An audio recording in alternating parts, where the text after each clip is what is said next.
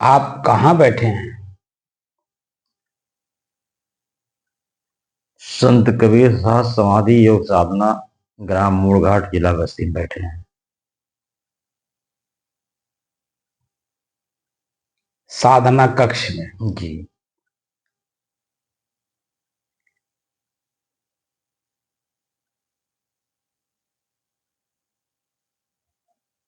ये साधना करते करते आप कितना दिन बीत गया? साधना करते करते 1473 दिन बीत गए। अब इस 1473 दिन में शुरू से लेके और अब तक मन में कितने प्रश्न उठते थे आपके? बहुत काफी प्रश्न उठते थे साहब, लेकिन अब सब शांत हो रहे हैं, धीरे धीरे शांत हो गए। समझिएगा, कोई प्रश्न नहीं रहते हैं। तो आपसे अभ्यास किस तरह का करवाया जा रहा है जो मन शांत हो रहा है? अब हमको पहले मन को एकाग्र कराया जा रहा है, फिर स्थिर, फिर शांति कराया। अभ्यास किसका कराया जा रहा है? सांस का। श्वास सांस का। को देखना है, सांस पर मन को टिकाना है। अब आपका मन अपने श्वास को देखने में कितना कामयाब हुआ? 1 घंटा, 2 घंटा, 3 घंटा? हाँ, 1 घंटा काम है, और कभी कभी घबरा जाता है, लेकिन 1 घंटा 2 घंटा तक, 2 घंटा तक बैठा जाता है। बैठने की बात नहीं कर रहा हूं, बैठते तो है, शरीर से तो सभी लोग बैठते हैं। मन श्वास को लगातार कितने घंटे तक देख रहा है? अपने ही श्वास को लगातार देखने में कितना कामयाब हुआ? 1 घंटा, 2 घंटा, 3 घंटा? अब देखने में साहब 1 घंटा हो जाता है, मिला करके 2 घंटा मिला करके 1 घंटा अंत हो जाता है। तो 1 घंटे तक लगातार चेतना में रह के अपने श्वास को देख लेते हैं, या आलस, निद्रा, जमुहाई या किसी का ख्याल, ये सब आपको नहीं प्रभावित करते हैं? कभी कभी कर देते हैं साहब। असल में वो आदत सी पहले से बनी हुई है ना। जी साहब। तो आदत को ही तो खत्म करना है। जो आदतें हम जिस लक्ष्य को लेकर के काम कर रहे हैं, उस लक्ष्य में जो भी बाधाएं आए, उन सभी बाधाओं को दूर करके ही हमको वहां जाना है। जी। क्योंकि लक्ष्य बना है, और आपका लक्ष्य है मोक्ष। क्यों? जी, हमारा लक्ष्य। आपका लक्ष्य मोक्ष ही है ना। जी। तो मोह का नाश जब तक होगा नहीं, तब तक मोक्ष को कैसे देखेंगे, कैसे जानेंगे, कैसे महसूस करेंगे कि मेरा मोक्ष हुआ कि नहीं? ये कोई स्थान तो है नहीं, यहाँ छोड़ के वहां चले जाएंगे। अब मान लीजिए चले भी जाए, वर्तमान में आप तो 78, 79, 80 साल के आप हैं, तो कहीं भी अगर कोई स्थान छोड़ करके कहीं जाया जाता है, तो जो एक्टिविटी पहले वाले स्थान में था, काफी दिनों से रहने के नाते, क्या वो एक्टिविटी उस जगह नहीं होगी जिस जगह जाके हम बैठेंगे? दूसरे जगह होगी साहब। वही एक्टिविटी होगी ना। क्योंकि आपके शरीर में जो कुछ भी है, चाहे जहां रहेंगे, उस शरीर को पालन पोषण करने के लिए वो सारी एक्टिविटी करनी पड़ेगी, चाहे जहां रहें। जी, करने पड़ेंगे। तो मोक्ष कैसे हो जाएगा आप बताओ? भूख लगा ही, प्यास लगा ही, ठंडी गर्मी एहसास हुआ ही, मान अपमान महसूस हो ही रहा है, तो मुक्ति कहां मिली?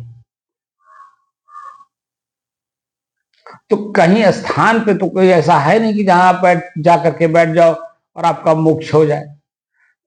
ये सब बेवकूफी का काम है, और महान बेवकूफों ने जो मोक्ष का दायरा जो पास में था उसको दूर बता करके बहुत बड़ी गलती हमारे अपने ही लिए किया है, दूसरे के लिए नहीं किया है। अरे जो शरीर में आपके है वही मेरे भी शरीर में है। जो आप उस शरीर को चलाने की कला रखते हो, वही कला मैं भी रखता हूं। तो इसका मतलब है कि जो कुछ मैं हूं वही आप हो। जी और जो आप हो वही मैं हूं, तो धोखा किसके साथ हो रहा है? अपने ही साथ तो हो रहा है, अपने साथ हो रहा दूसरे के साथ तो हो नहीं रहा है। है। जी तो हम अपने ही साथ धोखा बहुत बड़ा किए हैं। बात समझ रहे हैं? जी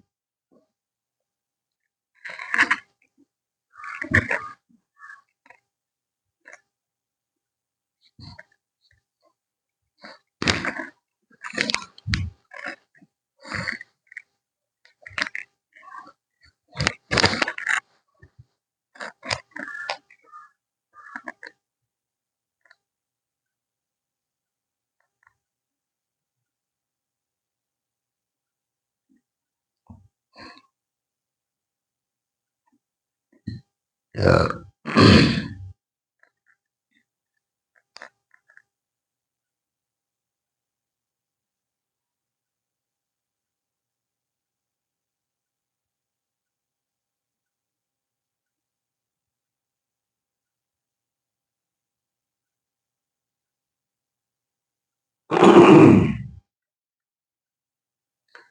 अपने ही चंचल मन को अपने ही बस में करके एकाग्रता, स्थिरता एवं स्वयं अपने आप में शांति का अनुभव करने के बाद स्वयं मैं कौन हूं को जानने की दृष्टि से साधना करते करते आज 1473 दिन हो गए। तारीख 18 नवंबर सन 2025, दिन मंगलवार, प्रातःकाल का समय।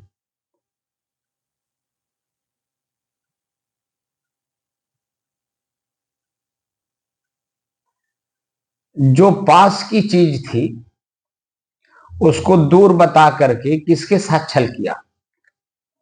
स्वयं के साथ। स्वयं के साथ किया ना, जी दूसरे के साथ तो किया नहीं।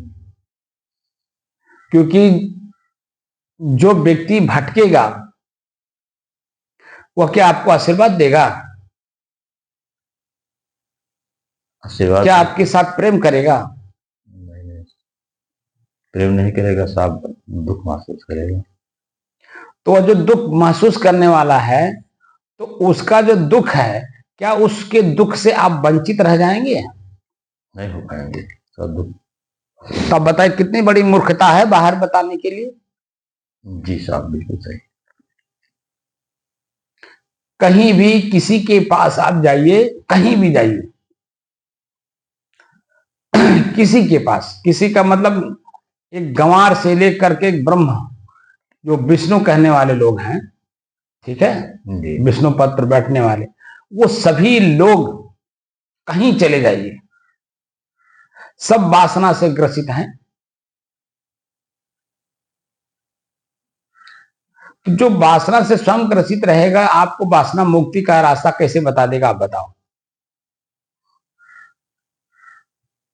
क्या संभव है? नहीं, असंभव। वकील, डॉक्टर, अफसर अपने ही विषय की विशेषज्ञता को धारण कर सकते हैं ना, जी कि दूसरे के? नहीं, अपने जो उनके अंदर में खुद रुचि लेकर के काम करते हैं, वही उनकी टैलेंटता है, और वही उनकी अपनी अनुभूति, दूसरे की सेवा है। क्योंकि बिना रुचि लिए, आप लोग खुद कहते हो ना, बिना मन के बियाह कनपटिए सिंदूर। सिंदूर जो है, वो लड़का बिना मन के शादी कर रहा है।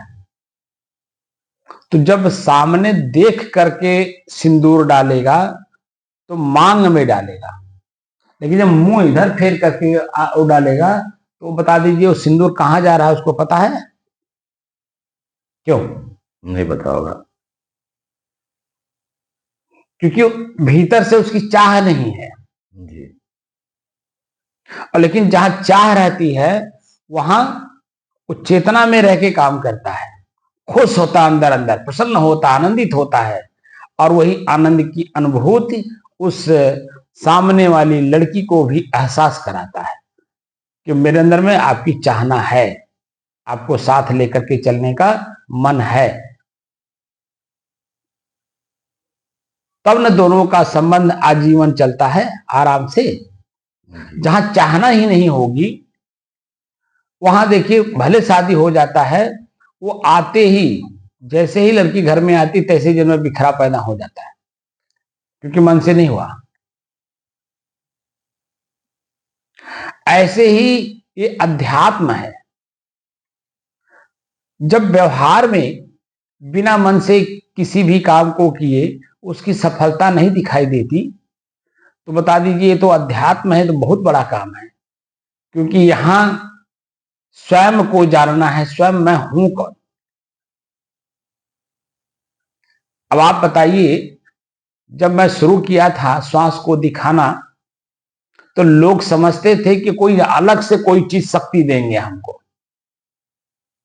जैसे समाज में जो फैला हुआ है, अलग अलग लोग अलग अलग तरीके से समाज के साथ अपना व्यवहार कर रहे हैं, और समाज भी उनके साथ वैसा ही व्यवहार कर रहा है।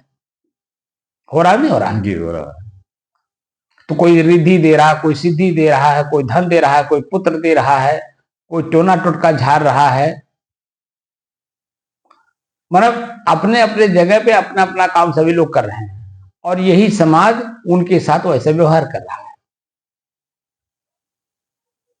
यहां हमको अपने आप को जानना है, और अपने आप के रास्ते में जो रुकावटें आएंगी, क्या उसे हमें दूर नहीं करना होगा?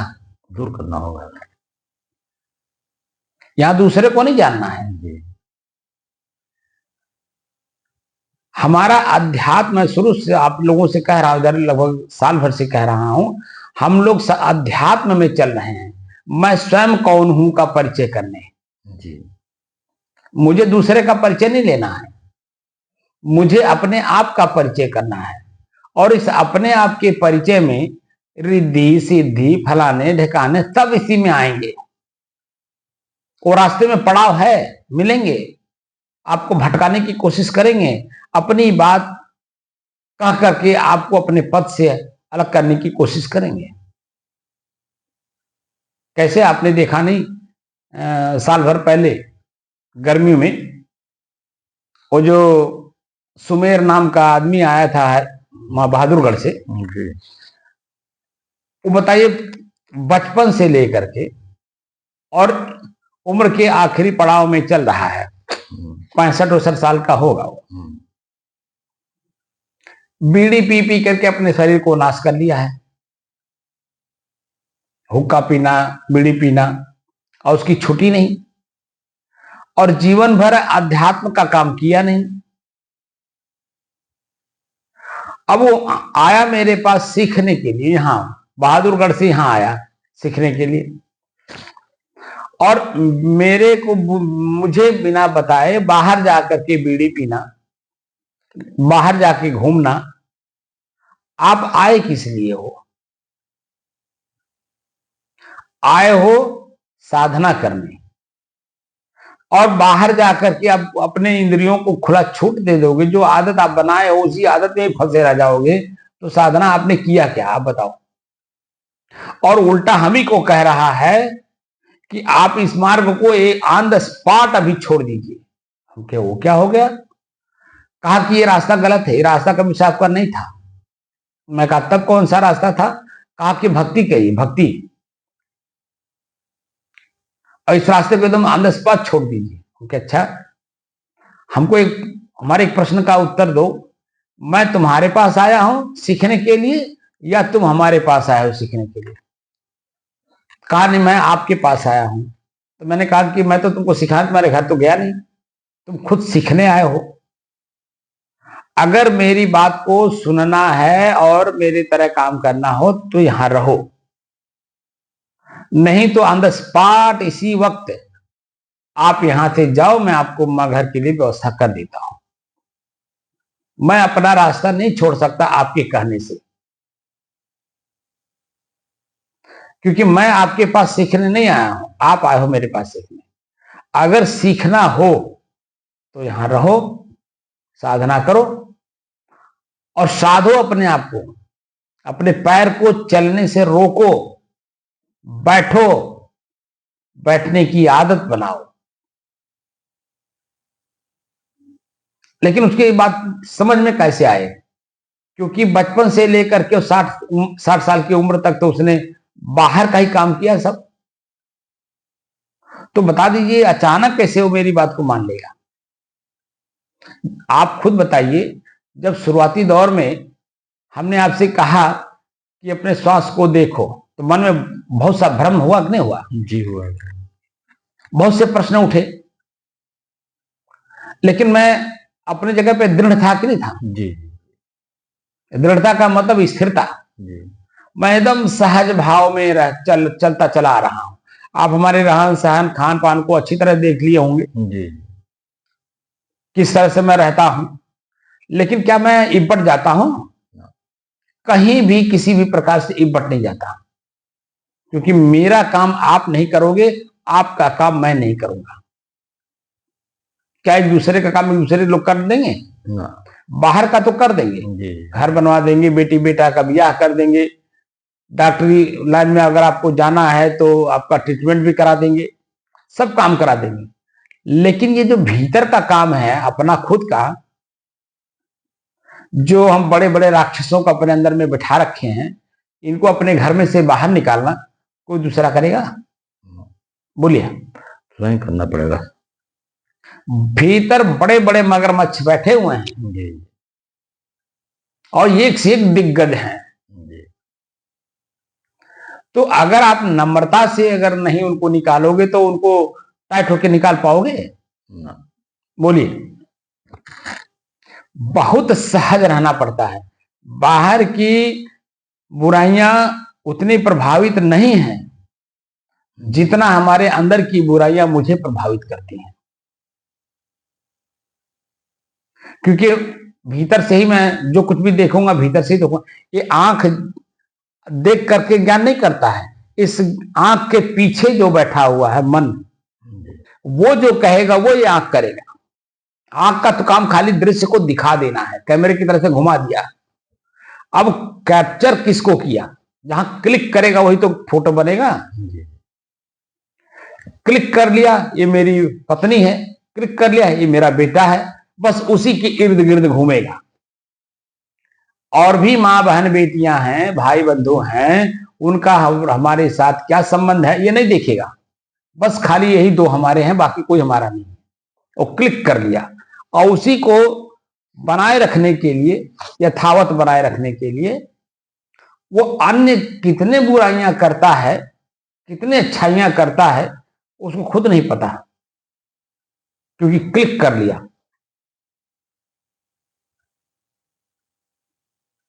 तो जो क्लिक कर दिए हो उसको मिटाने का भी तो जन आपको तरीका आना चाहिए, क्योंकि वही कष्ट आपको दे रहा है और यही हम लोग नहीं समझ पाते, और उसी में पूरा जीवन उलझा करके और दुखी कर लेते हैं। जो बचपन में सुख रहता है, कोई चिंता नहीं रहती, कोई फिक्र नहीं रहता,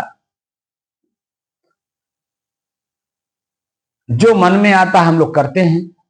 लेकिन जैसे ही शादी हुई, एक बच्चा हुआ, सारी चिंताएं संसार की आपके ऊपर आ गई, क्योंकि अब उन्हें बना के रखना है, यथावत बना के रखना है। तो मानसिक स्थिति जो हमारी पहले शांत थी, निर्द्वंद थी, निश्चल थी, निष्फिक्र थी, कोई चिंता नहीं था, अब धीरे धीरे सदगुरु कबीर यहां पे कहते हैं कि जो जो भीजे कामरी तो भारी हो। अब जैसे जैसे दिन बीतता जाता है उसी तरह से हमारा मन और दबता चला जाता है। क्यों? जी चलता रहता, क्योंकि आप तो अनुभवी हो। जी जी बिल्कुल सही है। अब उसी के इर्द गिर्द घूमोगे, पास के अपने भाई है, सगा भाई है, उसको नहीं देखोगे, उसको दुश्मन मान लोगे, जो हमारे पड़ोसी हैं उनको भी दुश्मन मान लोगे। तो बताओ किसके साथ आप दुश्मनी कर रहे हो? उसके साथ कि आप अपने स्वयं के साथ? स्वयं के साथ कर रहे हैं। तो 1473 दिन में हमने जो अभ्यास कराया, इस अभ्यास में कितने लोग गायब हुए अंदर से? काफी लोग गायब हुए। और जो गायब हुए होंगे एक एक करके, आत्मिक उन्नति कितनी हुई? आत्मिक मतलब स्वयं की उन्नति। स्वयं की उन्नति का मतलब जो मन में भ्रम था, वो भ्रम कितना दूर हुआ और दिव्यता आई? क्या ये समझ में आया बात? काफी दूर हुआ था, समझ में आ भी रहा है। क्योंकि हमने ही अपने शरीर पे, बीच में एक दिन मैं बताया भी था, 1473 हो गए, मैं बहुत बातें बता चुका हूं। 1000 वाट का बल्ब लगा लीजिए, 2 बल्ब लगाइए 1000 वाट का, और एक पर गंदा कपड़ा लपेटिए और एक पर नया से नया और पतला से पतला, और प्रतिदिन लपेटिए। तो जो गंदा कपड़ा है उसको लपेटने से जो उस बल्ब की रोशनी है वो तुरंत प्रभावित होती है कि नहीं? जी होती है, तुरंत अंधेरा कर देता है। लेकिन जो दूसरा बल्ब है जिस पर नया से नया और पतला से पतला कपड़ा लपेटता है, तो वो प्रभावित करता है लेकिन तत्काल नहीं करता है। पहला कपड़ा लपेटेंगे तो रोशनी रहेगी, लेकिन उस रूप में नहीं रहेगी जो पहले थी। अब रोज जब आप उस पर एक कपड़ा लपेटेंगे तो धीरे धीरे उसकी रोशनी कम होती चली जाएगी और वह अभी अंधेरा अंत में दिखा देगा। क्यों? जी सही। तो जो बुराई है हम लोगों के अंदर में, वह हमारे, हम तो 1000 वाट की बल्ब की बात कर रहे थे, ये तो कितने वाट का है हम लोगों को अंदाजा नहीं। आज तक कोई वैज्ञानिक इसकी वाट नहीं नाप पाया कि कितने किलोवाट का है ये। सूरज को तो नाप ही नहीं पाया, जो एक ग्रह है, एक तत्व है, वो अपने आप को कैसे माप पाएगा? आप बताइए। क्योंकि सूरज को जानने वाला कौन है? वो मैं ही तो हूं। मेरी आंखें खुली हैं तभी तो मैं सूरज को उगता हुआ और डूबता हुआ देख पा रहा हूं। आंख बंद हो जाए तो सूरज को उगना और डूबना कौन देखेगा? जो हमारे माता पिता, हमारे गार्जियन, हमारे गुरु सशरीर थे, जब तक हमने जो देखा, तो अपने शरीर के अलावा उनको कोई ज्ञान नहीं था। सूरज कब उगता है, कब अस्त होता है, क्योंकि दिन प्रतिदिन वह जो सशरीर घटनाएं होती हैं, उन घटनाओं में उलझते चले गए और सुबह से शाम तक वो भी सूरज को उगता और डूबता हुआ देखे। आज उनका शरीर नहीं है तो क्या सूरज मर गया? क्या सूरज उगना बंद कर दिया? क्या डूबा तो डूबा ही रह गया? अब वो नहीं है। जो हम लोगों ने देखा, सुबह जगाते थे लोग, सुबह हो गया उठिए, और शाम को शाम हो गया आप सो जाइए, खाना खाइए सो जाइए, जो लोग कहते थे, तो क्या सूरज उगना और डूबना क्या बंद हो गया उनके न रहने से? नहीं। उनकी कलाकारी जो भी उन्होंने किया वह अपने ऊपर लेना है। क्या जब मैं नहीं रहूंगा तो क्या ये सूरज उगना और डूबना बंद हो जाएगा? नहीं, तो चलता रहेगा। वो तो चलता रहेगा ना अनवरत जी, क्योंकि वो प्रकृति है। प्रकृति है, उसमें कोई इपट नहीं है। वो जैसे पहले था वैसे ही आज है, वैसे आगे रहेगा। हम और आप नहीं रहेंगे। हम और आप नहीं रहेंगे मतलब सशरीर, ये जो शरीर में जिसमें है, इस शरीर में नहीं रहेंगे। बाकी मैं भी तो रहूंगा, जैसे सूरज हमेशा रहेगा, था, है और रहेगा, उसी तरह से तो मैं भी रहूंगा, लेकिन ये शरीर नहीं रहेगा। आप समझ रहे हैं? जी। तो शरीर नहीं रहेगा तो जिस शरीर में है, इसीलिए सदगुरु कबीर कहते हैं कि छठी तुम्हारी हौ जगह तू कहां चला भी हुए। आज थोड़ी सी चेतना अगर जागृत हुई है, साखी में पहली साखी है, बीजक के साखी प्रकरण में पहली ही साखी है, तू कहां चला बिगोए, छठी तुम्हारी हौ जगह, तू कहां चला बिगोए। जो इंद्री थोड़ी सी जागृत हुई, कौन सी इंद्री, मन रूपी इंद्री, अगर थोड़ी सी अनुकूलता दे रही है तो क्यों ना हम उसका लाभ उठाएं। और जिसके पास हम रहें, पूर्ण समर्पित होकर के सीखेंगे, तभी उनकी चीजें सीख पाते हैं। वो कहना क्या चाहते हैं, समझाना क्या चाहते हैं, सिखाना क्या चाहते हैं। और जब तक पूर्ण समर्पित नहीं रहेंगे तो कोई चीज कोई सीख पाएगा, नहीं सीख पाएगा साहब। मैं स्वयं जो घर का पढ़ा लिखा, ठीक है, और मैं सन्यास मार्ग में आया और गुरुजी हमको विपरीत दिशा पढ़ाए। अगर मैं अपने पूर्व के पढ़े लिखे के भाषा को अगर मैं प्रयोग किया होता तो क्या मैं उनकी बातें सीख पाता।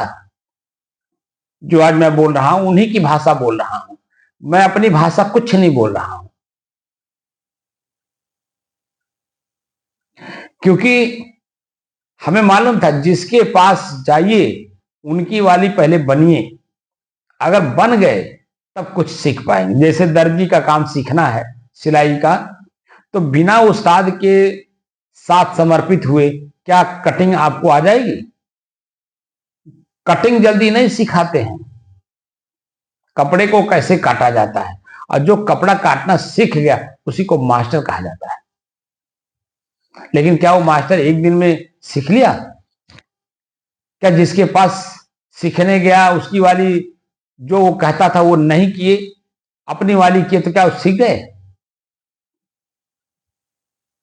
मास्टर अगर उस्ताद के पास गया सीखने के लिए और उसकी बात ना माने तो क्या वो मास्टर बन जाएगा? नहीं बन पाएगा। किसी भी क्षेत्र में जी। किसी भी विषय को लेकर के आप जाइए, अगर आप पूर्ण समर्पित नहीं है तो वो चीजें नहीं सीख पाएंगे जो आप सीख रहे हैं। उनके पास आप गए हो, वह तो सिखा रहे हैं, वह तो दया कर रहे हैं, लेकिन क्या अपनी दया अपने ऊपर है? मैं सीखने में सक्षम हो रहा हूं कि अहम लिए हुए हूं पहले वाला, मैं ये हूं, मैं ऐसा हूं, मैं वैसा हूं। जो अकड़ है वो अकड़ जब तक ढीली नहीं होगी तब तक आप सीख पाएंगे कोई भी व्यक्ति। समय, अवस्था, परिस्थिति को देखते हुए व्यक्ति अगर अपने आप को बदला नहीं तो उसके साथ क्या घटना होगी वो तो वर्तमान ही जानता है। और इतिहास बहुत सा ऐसे पढ़ने को मिलता है, जो लोग अपने आप को बदले निश्चित है कि उनकी जिंदगी बेहतर हुई, और जिन लोगों ने अपने आप को बदला नहीं उनकी जिंदगी वहीं समाप्त हो गई। समय, अवस्था, परिस्थिति के साथ अपने आप को बदलना चाहिए। तो जो काम हम लोग आज 1473 दिन से करते आ रहे हैं, अगर पूर्ण रूपेण जो मैं आप लोगों को सिखा रहा हूं अगर मेरे मनानुसार चले होते और जो मैं होमवर्क आपको देता था अगर आप उसको किए होते तो बहुत जल्दी कवर करते। हमको तो आप लोगों ने हल्के में ले लिया मेरे शरीर को देख करके। बाहरी लक्ष्य को, बाहरी हमारे क्रियाकलाप को देख करके आप लोगों ने समझा कि ये तो बस बहुत कम उम्र के हैं, ये अनुभवी तो होंगे नहीं। क्योंकि जब आप बड़े बड़े लोगों के बीच में रहे हो ना, बड़े बड़े विद्वान, बड़े बड़े समझदार, बड़े बड़े संत, तो उनकी जो गतिविधियां आप लोगों ने अपनी आंखों से देखा या व्यवहार किया हो वह प्रभावित आपको ज्यादा कर दिया। और जो मैं बता रहा हूं उस पर कहीं कोई ख्याल ही नहीं है।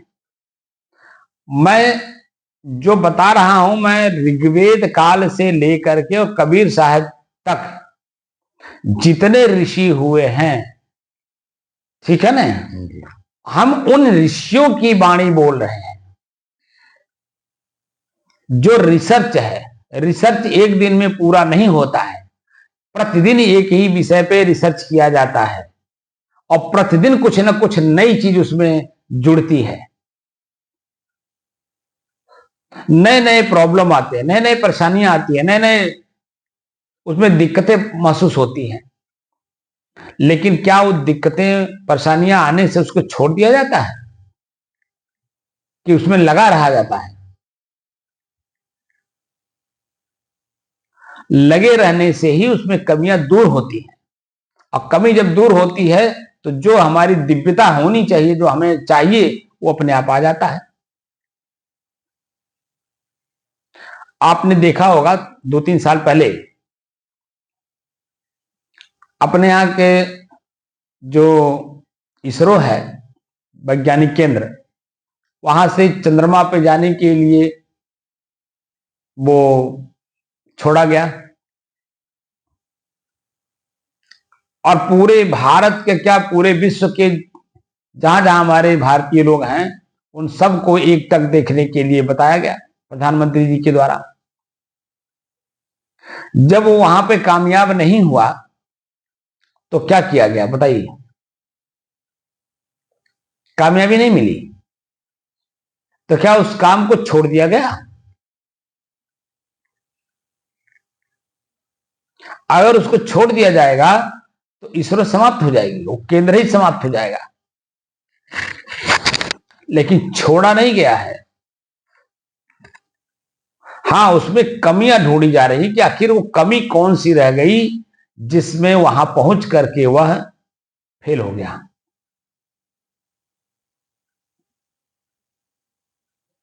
आप समझ रहे हैं जी।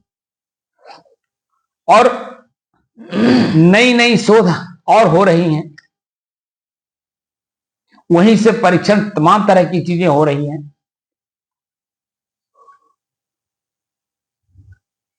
यहां कहने का तात्पर्य है, जिस काम को करने के लिए आप उत्सुक हो, उस काम को मनोयोग से नहीं करोगे तो उसमें जो कमियां हैं वो दूर न हो करके बल्कि और आपको अंधकार दे देंगी। लेकिन जब मनोयोग से करते हैं तो उसमें कमियां दूर करते हैं, और कमी जब दूर करते हैं तो जब वो जो मेरा लक्ष्य है वो ऐसा हो, जब वो ऐसा हो जाता है तब अपने हम पहले तृप्त होते हैं, संतुष्ट होते हैं हर एक उसके कल पूर्जे से, और उसके बाद तब हम समाज के सामने उसको प्रस्तुत करते हैं। और जब समाज के सामने प्रस्तुत करते हैं, समाज देखता है, तो वो जो आप ताली बजा करके जो हौसला कर आपका बढ़ाता है, वही आपकी दिव्यता है उस क्षेत्र में, जहां सभी लोग एक स्वर से आपका सम्मान करते हैं। बात समझ रहे हैं? लेकिन उस सम्मान को पाने के लिए उस वैज्ञानिक ने कितना मेहनत किया होगा। जब वो मन में बनाया होगा कि हमको ऐसा करना है, जब वो बोला होगा तो उसके अपने परिवार के लोग ही उसको क्या बोले होंगे, ये क्या कल्पना तुम कर रहे हो, ये संभव है? बिल्कुल संभव नहीं है। घर वाले अपने जो आर्थिक कैपेसिटी है, सामाजिक कैपेसिटी है, यानी क्षमता, उसी में आंकेंगे ना। उससे बाहर जाकर के तो आकलन नहीं कर सकते। लेकिन जब वही लड़का जब पहली बार बोला और घर के लोगों का कमेंट आया कि आप संभव नहीं है, नहीं कर पाओगे, क्यों उसमें आप कल्पना कर रहे हो, लेकिन जब वही पढ़ाई करते करते करते करते वो कल्पना करते करते और उसको जब धरातल पर उतार देता है, तब घर वाले देखिए, अपने आप से पूछिए उनसे, कितना गदगद होते हैं, प्रसन्नचित होते हैं, आनंदित होते हैं कि मेरा बेटा समाज में बहुत बड़ा काम किया। लेकिन जब वो पहली बार बोला था, उन्हीं लोगों के बीच में बोला था ना, अपने माता पिता के बीच में, लेकिन माता पिता नहीं विश्वास करते थे क्योंकि उनकी अपनी कैपेसिटी क्या है, उस कैपेसिटी यानी क्षमता के अनुसार ही वो उनकी सोच थी। लेकिन उस लड़के ने अपनी क्षमता से बाहर जाकर के जो उसने काम किया है, आज उसी की देन है कि पूरा भारत उसका सम्मान कर रहा है। भारत ही नहीं, भारत के साथ साथ पूरे देश, पूरे विश्व के लोग उसका सम्मान कर रहे हैं। बात समझ रहे हैं? तो ऐसे ही यहां भी है।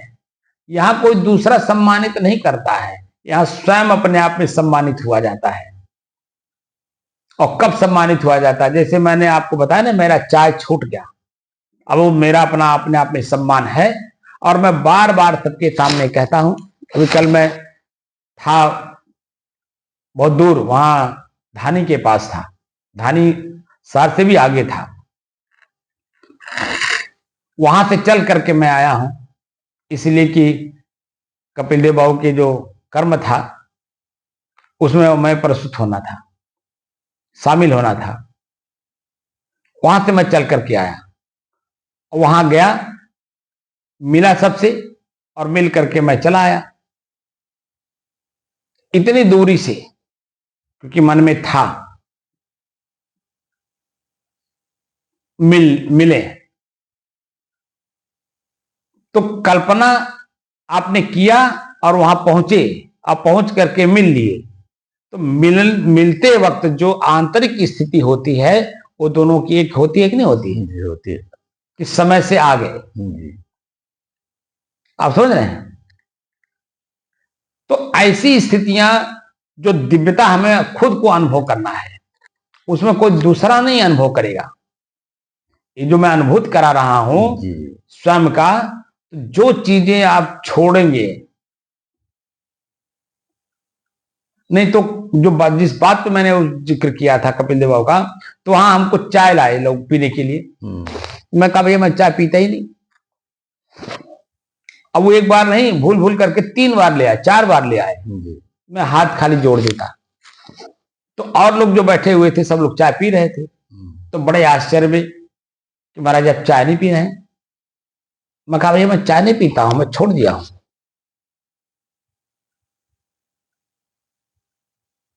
और आश्चर्य में, क्योंकि सब लोग लत बना लिए हैं, आदत बना लिए हैं चाय पीने की, चाहे वो मीठा चाय पिए चाहे बिना चीनी के पिए, लेकिन चाय पीने की लत लग गई है और हमने चाय पीने की लत छोड़ दी। तो जो दिव्यता मैं अपने अंदर में अनुभव कर रहा हूं, वो दूसरे लोग आश्चर्यचकित होंगे कि नहीं होंगे? क्यों होंगे? आज के दौर में बच्चा, बूढ़ा, जवान, रोगी, निरोगी, पढ़े अपढ़, ज्ञानी अज्ञानी, सभी लोग चाय की आदत बना लिए हैं। समाज में जितने भी लोग हैं, सभी लोग कहीं ना कहीं किसी न किसी रूप से चाय पी रहे हैं। चाहे वो ब्लैक टी पिए, चाहे ग्रीन टी पिए, चाहे वो काढ़ा पिए, चाहे चाय पिए, चाहे चाय की पत्ती डाल के पिए, ओरिजिनल पिए, चाहे जो आजकल मार्केट में डुप्लीकेट आ रहा है चाहे वो भी पिए। वो पीने की जो आदत बन गई है वो पिएंगे निश्चित है, और सब पी रहे हैं पूरा टोटल।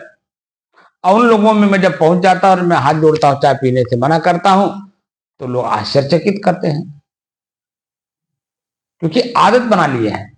और आदती लोग, उनके बीच में बिना आदत वाला कोई आ जाए तो आश्चर्यचकित होंगे ही, होंगे कि नहीं होंगे? ऐसे ही सभी लोग वासना से ग्रसित हैं, वासना की आदत बना रखे हैं।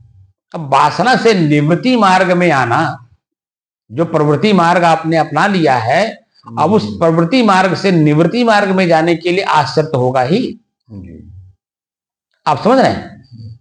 यहां आपको कुछ करना नहीं है, बस दृष्टा भाव में रहना है। और दृष्टा भाव में रहेंगे तो दृश्य और मैं का ज्ञान होगा कि नहीं होगा? जी होगा। अब यहां से मैं आपको शुरू करता हूं कि जब मैं श्वास को देखने की बात किया पहली बार, तो मन में बहुत सारे प्रश्न उठ गए। श्वास को कैसे देखें? दिखाई तो देता नहीं है, और वो भी कह रहे हैं आंख बंद करके देखो। लेकिन दूसरा शब्द जैसे ही मिला, कि महसूस करिए। तो जो पहला मन में शंका तमाम तरह का हुआ, वो शंका अपने आप दूर हो गया कि नहीं, क्योंकि शब्द मिल गया कि महसूस करिए। और वह शब्द कोई अलग से नहीं ला के दिया गया, बल्कि जो आप रोज प्रयोग करते हो, रोज प्रयोग करते हो ना, जब से जन्म लिए हो तब से लेकर के और अब तक प्रतिदिन हवा को महसूस ही करते हो जी। न कि हवा को देख के काम करते हो। हवा नहीं दिखाई देता, हवा में जो मिला रहेगा वो दिखाई देता है। हवा स्वच्छ है, निर्मल है, तो स्वच्छ और निर्मल चीजें कहीं दिखती हैं, वो महसूस की जा सकती हैं, लेकिन दिखती नहीं है। और महसूस करता स्वयं महसूस करेगा अपनी बुराई को त्यागने के बाद या अपना भ्रम दूर करने के बाद। दूसरा उसमें कोई अनुभव ही नहीं कर सकता। तो जैसे मैंने कहा कि महसूस करिए, तो मन के सारे भ्रम ध्वस्त हो गए। अब एक चीज हो गया कि खाली महसूस करना है कि मेरा श्वास कैसे चल रहा है। नहीं, मेरे अपने श्वास को देखिए। पहला था श्वास को देखिए, दूसरा था जब 1 घंटे तक लगातार श्वास को देखने का अभ्यास करने लगा तो उसमें बताया गया कि श्वास को महसूस करिए कि कैसे चल रहा है। तो देखना और कैसे चल रहा, अब 2 प्रश्न हो गया ना। देख कैसे दिखेगा, एक हो गया, महसूस करिए। तो महसूस करते करते अभ्यास होने लगा, अब वो दिखाई देने लगा कि कैसे चल रहा है। तो कैसे चल रहा का उत्तर क्या मिलेगा, तेज चल रहा है कि मध्यम चल रहा है कि स्लो चल रहा है।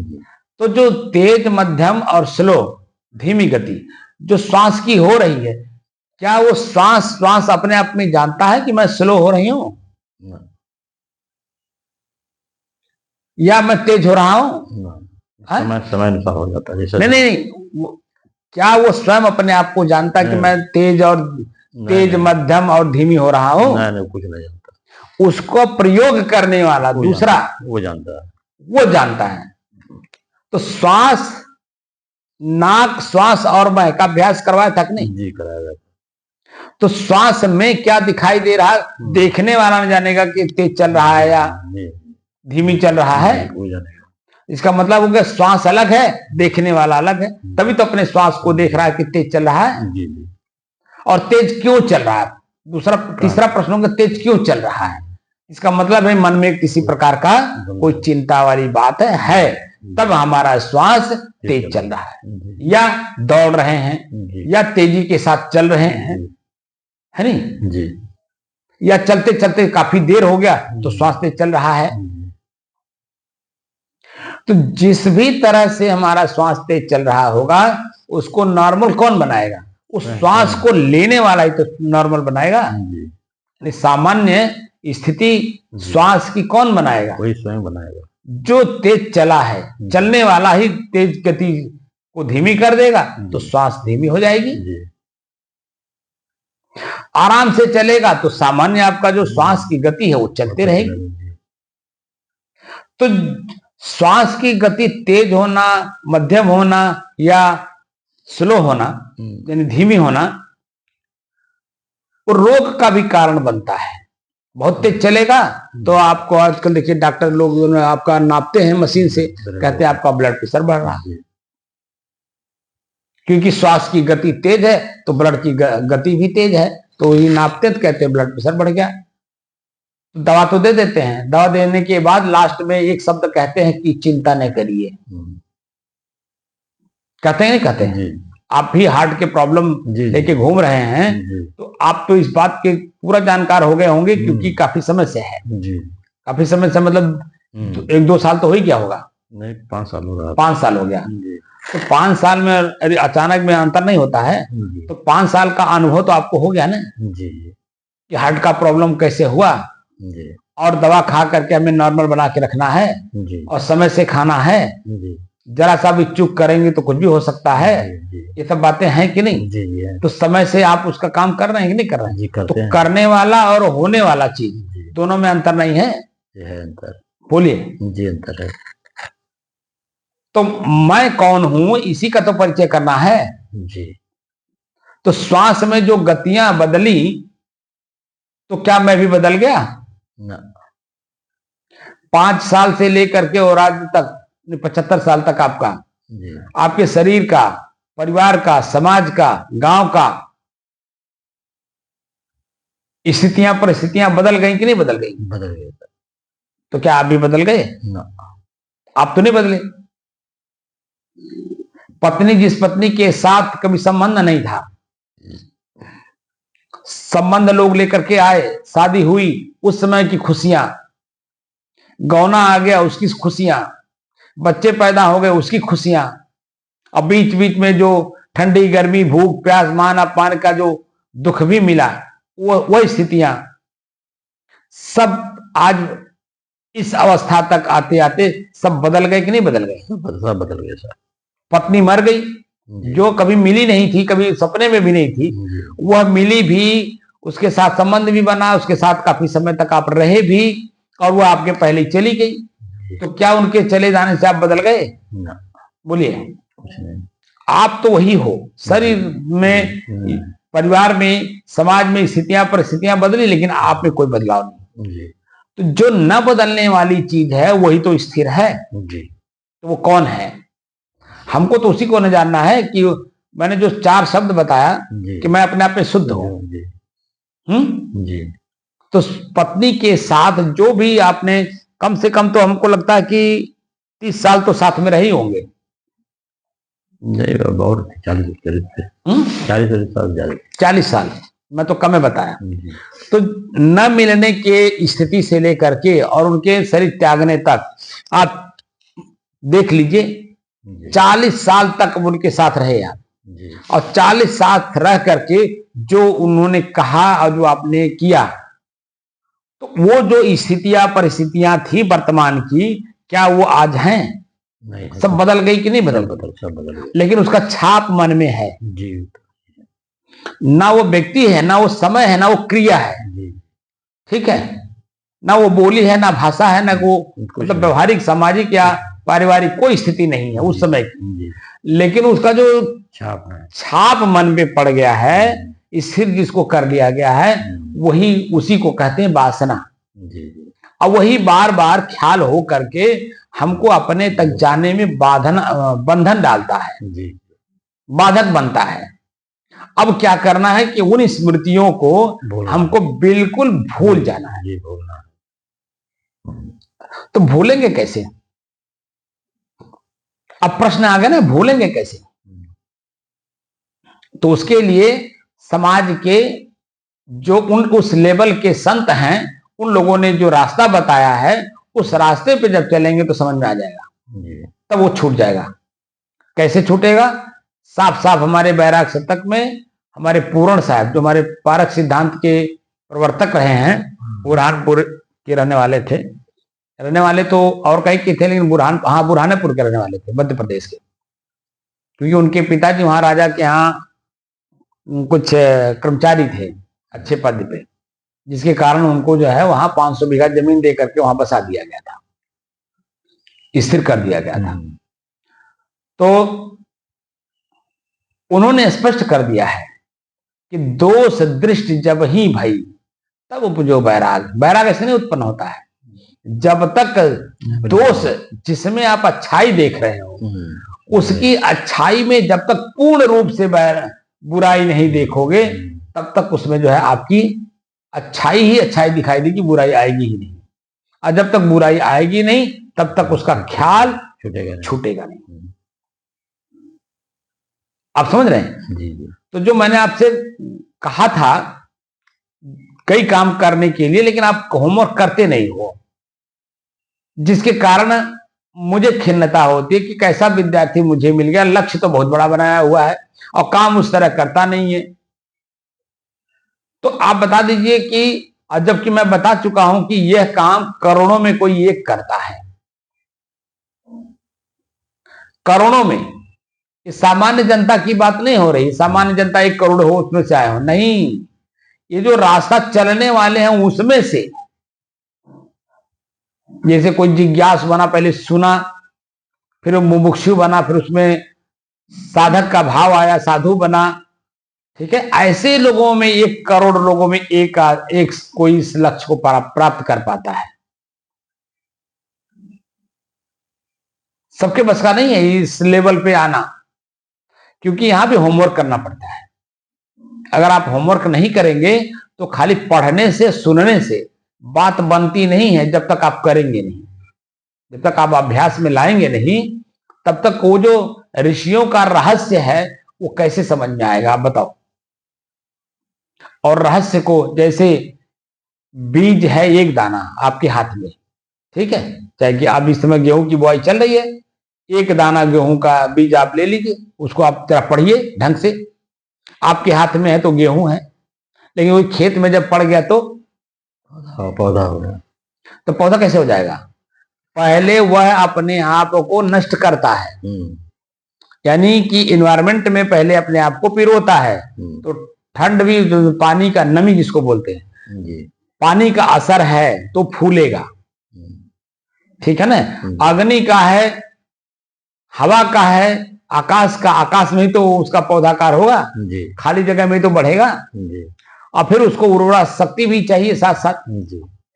तो उस बीज में आप देखिए कि एक दाने में, एक दाने से अगर आपको 100 दाना लेना है, 50 दाना लेना है, तो उसके जब तक वह जमीन में पड़ेगा नहीं, मट्टी के साथ उसका संपर्क नहीं होगा, तब तक वह न फूलेगा ना ही उसमें से अंकुर निकलेगा। जी। बात समझ रहे हैं? और जब अंकुरित होगा तो वो अपने आप को देखिए सड़ाता है। बिना अपने आप को सड़ाए उस पौधे के अंदर में उर्वरा शक्ति नहीं आती है, और जब पूरा सड़ा देता है, उर्वरा शक्ति मिल जाती है, तो देखिए पौधाकार हो जाता है, जिसको डीभी बोलते हैं ना, डीभी जाम गई। अब डीभी जाम गई, थोड़ा सा बड़ा हुआ, अब वो कमजोर पड़ गया, तो आपको बाहर से पानी और खाद देना पड़ता है और उसका देख रेख करना होता है नहीं जी। उसको सुरक्षित करना होता है। तो देख रेख का मतलब है उसकी सुरक्षा, और तब जाकर के 4 महीना में वह आपको एक दाने का 100 दाना या 50 दाना, 75 दाना, जो भी बाली जिसको बोलते हैं ना, गेहूं की बाली, धान की बाली, अब उस बाली में जितना दाना होगा वह उस एक दाने का कई गुना होगा। लेकिन अगर बिया हाथ में से लिए ही रह जाओ और कहो कि जन्म में ये गेहूं का बिया हमको 100 दाना दे दो, तो क्या वो दे देगा? नहीं देगा। बताइए, नहीं देगा। हाथ पे ही रख करके सिर लिए रह जाओ और उसको खाली कहो कि ये गेहूं का दाना हमको 100 दाना दे दो, वो दे देगा? जब तक वह अपनी प्रक्रिया में आएगा नहीं, तब तक वह एक दाने का 100 दाना नहीं देगा, वो एक दाना का एक ही दाना रह जाएगा। अब हम लोग जो है अपने आप को जानना चाहते हैं, तो जब तक उस प्रक्रिया में जाएंगे नहीं, ठीक है, तब तक कैसे हम जान पाएंगे अपने आप को? और जो एक दाने का 100 दाना हो गया है, यानी मैं अकेला ही तो हूं। शुद्ध का मतलब क्या होता है? अकेलापन। और अकेलेपन का एहसास हम कभी कर नहीं पाए। वो जो भीड़ हम अंदर लगा लिए, मेरा बेटा है, मेरी पत्नी है, मेरे बच्चे हैं, मेरे भाई बंधु हैं, मेरा परिवार है, मेरा गांव है, मेरा देश है, हमारी सुरक्षा करेगा, जो भाव आपके अंदर में है, मेरे अंदर में है, वही भाव तो सबके अंदर में है। जी, सबके अंदर है। जब स्थितियां परिस्थितियां अनुकूलता से प्रतिकूलता की ओर बढ़ करके आपके सामने प्रतिकूल परिस्थितियां दिखाने लगती हैं, उस समय में कौन आपके साथ आता है? कोई रहता है? कोई नहीं रहता। स्वयं भोगना पड़ता है। उस समय में हमें पता चलता है कि मैं स्वयं अकेला हूं, मेरे साथ कोई नहीं है। हम जन्म भी अकेले लिए हैं और मरेंगे भी अकेले। तो ये जो भीड़ हम अंदर जुटा रहे हैं बाहर से लेकर के भीतर तक, ये भीड़ मेरे किस काम के? काम के तो हैं, लेकिन उल्टा है, चिंता बढ़ाएंगे। चिंता मुक्त नहीं करेंगे, चिंता बढ़ाएंगे। तो क्या ये मानव जीवन चिंता बढ़ाने के लिए है, स्वयं उलझने और दूसरे को उलझाने के लिए है, या स्वयं को जान करके अपना जो उलझन है उसे सुलझाने के लिए है? तो हम लोग जो काम कर रहे हैं, वो जो उलझन है अनादिकाल का, उस उलझन को हम लोग सुलझाने में लगे हुए हैं जी। आप समझ रहे हैं जी। तो एक एक करके जब हम देखेंगे, जानेंगे, समझेंगे, और अगर पास में रखने लायक चीज है तो उसको रखेंगे, अगर उसके फटकने की जरूरत होगी पहिया की तरह, उसको फटकना भी हमारा काम है। जी। तभी तो हम निर्द्वंद्व, निश्चल होंगे, जी। निश्चिंत, निष्फिक्र। जी। और जब वो स्थितियां हमारे सामने आती हैं, हमें पता भी नहीं चलता, दुखी के मान हमारा पास में है नहीं, इसीलिए जो स्थितियां, परिस्थितियां हमारे साथ हैं उसको हम भूल जाते हैं, बल्कि दूसरी चीज याद करते रहते हैं। मैं जो समझाना चाह रहा हूं, मैं ये समझाना चाह रहा हूं कि 1473 दिन में एक एक करके जो हमारे जीवन में जानकारियां नहीं थी, उन जानकारियों को हमने हासिल किया। जो उसमें करने लायक अभ्यास था उसका अभ्यास कर रहे हैं। उस अभ्यास से हमारी कितनी बुराइयां छोटी, जिससे कि हमारी आत्मिक विकास हो। और आत्मिक विकास क्या है? आत्मिक दिव्यता। दो चीजें छूट गई, जैसे चाय हमारी छूट गई, अब हम उस चाय से अलग हो गए तो हमारी अपनी दिव्यता, आत्मिक दिव्यता कितनी हमें महसूस हो रही है और कितना हमें फील हो रहा है। तो पहले जो चाय पीते थे उसमें आत्मिक दिव्यता नहीं दिखता था, अब चाय छूट गई, महसूस होता है कि अब कोई आदत नहीं है, मन में कोई इच्छा भी नहीं है, ना ही मन में और भी प्रश्न उठ रहे हैं कि चाय खराब बनाया, चाय अच्छा नहीं दिया, चाय की पत्ती अच्छी नहीं है, इसमें अदरक नहीं पड़ा है, इसमें चीनी कम हो गया। कोई मन में प्रश्न उठ रहा है? कुछ नहीं, किसी भी प्रकार का कोई प्रश्न मन में नहीं उठ रहा है। इसलिए जो दिव्यता हमें महसूस हो रही है, उस दिव्यता को हम दूसरे से कैसे शेयर कर पाएंगे, क्योंकि सामने वाला चाय पी करके आदती बना हुआ है। अब आदत वालों को हम कैसे बताएं कि चाय छूटने के बाद का क्या स्थिति बनता है? वो तो आप ही को उल्टा, ये तो स्वयं करने वाला पता चलेगा, आप ही के ऊपर उल्टा बेवकूफ बना देगा। कहेंगे तो महान बेवकूफ है कि जो आज के इस दौर में चाय नहीं पीते हैं।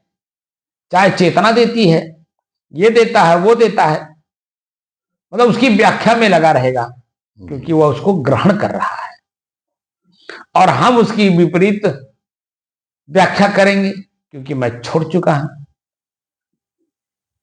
तो एक आदती व्यक्ति और एक आदत को त्याग करके जो अनुभूति कर रहा है, उसमें दोनों में फर्क है कि नहीं है? बहुत। वही फर्क तो आपको मैं महसूस करने के लिए कह रहा हूं। आपने क्या आत्मिक विकास किया? क्या आपकी आदतें छूटी? जी। कहां छूटी? अभी मैं बोल के बंद हो जाऊं, अभी 5 मिनट के बाद आपको नींद आ जाएगी। आपको नींद तो शुरू से आ रही है, तो नींद में कहीं आपकी पकड़ बनी? बोलिए। नहीं आ रही, सब कम आ रही। आ रही है कि नहीं आ रही है? भले कम आ रही हो, नहीं, कभी कभी आ जाता है साहब। फिर कभी कभी क्या मतलब? ज्यादा जोर करता हूँ, नहीं आ जाता। नहीं, वो तो कोशिश कर रहे हैं ना, अभी पूरा छूटा नहीं ना। पता नहीं कब आया, सब जानकारी नहीं हो पाती। वही तो मैं कह रहा हूं, क्योंकि चेतना में रह करके काम तो करते नहीं ना, क्योंकि वो पहले वाला जो आदत है वो आदत अभी भी है। जैसे मान लीजिए आप ड्यूटी से आते थे, अभी समझ गए कि मैं घर में आ गया। अब हम जब घर में आ गए तो हमारे अपने लोग हैं, हमको कोई जगाएगा नहीं जब तक हम खुद जागेंगे नहीं।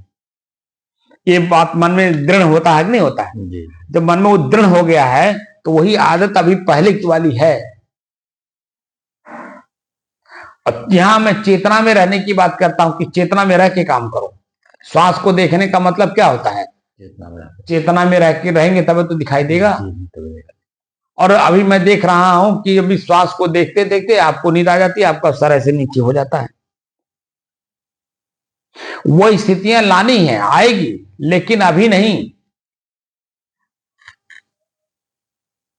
अभी तत्काल में जब आप काम करेंगे, क्योंकि आप काम कर नहीं रहे हैं, तो काम करके जब वो स्थिति आएगी तब वहां पे एक सामान्य आदमी तो आपको कहेगा कि नींद में है, लेकिन जब उसी से क्रॉस प्रश्न पूछा जाएगा कि नींद, आप बताओ नींद कब आती है? जब मन में कोई इच्छा, कामना, वासना रहेगी तो क्या नींद आएगी? नहीं आएगी। वो काम की चिंता रहेगी, और काम की चिंता की वजह से नींद गायब हो जाती है। और यहाँ चिंता ही नहीं है किसी बात की, तो नींद अपने आप आनी ही आनी है। जी। तो चिंता मुक्त होने के बाद ही मन पीसफुल होता है, शांत होता है, और उसी शांति में ही नींद आ जाती है। कब आती है पता नहीं चलता है, क्योंकि मन में कोई जिज्ञासा नहीं है कि हमें ये काम करना है, या इनसे मिलना है, इनसे बातचीत करना है, या यहाँ जाना है। कुछ नहीं रहता है।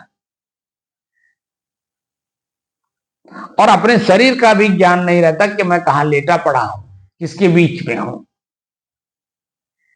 कुछ ज्ञान रहता है नींद आने के बाद? कुछ नहीं। तो वो स्थितियां, परिस्थितियां, क्योंकि साक्षात मोक्ष को देखना है। ऐसा नहीं है कि वो कल्पना हम करा रहे हैं कि नहीं मरने के बाद मिलेगा और मेरे ही द्वारा होगा। ऐसा भी नहीं है मैं कह रहा हूं कि मेरे ही द्वारा होगा, मोक्ष हम ही से मिलेगा। अरे भाई, काम वासना आपने बना रखा है, और अपने ही वासना से आपको मुक्ति लेनी है, तो मैं उसमें क्या कर सकता हूँ? मैं तो खाली आपको रास्ता बता सकता हूँ ना। जैसे आप हमसे रास्ता पूछे, भैया हमें दिल्ली जाए एक बार, हम रास्ता बता देंगे, हम लेकर के पहुंचाएंगे नहीं ना आपको। जाना तो आपको खुद पड़ेगा। ऐसे ही मैं खुद भी अपना काम कर रहा हूं। मैं खुद वासना से ग्रसित था, वो तो सूक्ष्म जीवों के माध्यम से मैंने जाना, देखा, समझा, और अपने आप को बचाने की कोशिश की। और उस कोशिश में जो मेरा सहयोग किए, मैं उनका ऋणी हूं। जैसे हमारी माता जी, हमारे गुरु जी, मैं उनका ऋणी हूं कि नहीं हूं? बिल्कुल। और उन लोगों ने कितना बड़ा त्याग किया। सबसे पहले तो मां ने कितना बड़ा त्याग किया कि एक ही पुत्र, और वो भी कह रही है साधु बन जाए। जैसे 4-4 बेटे बांटे, 6-6 बेटे बांटे, ठीक है, 7-7, 8-8 बच्चे बांटे, लड़के खा, लड़की बने लड़के।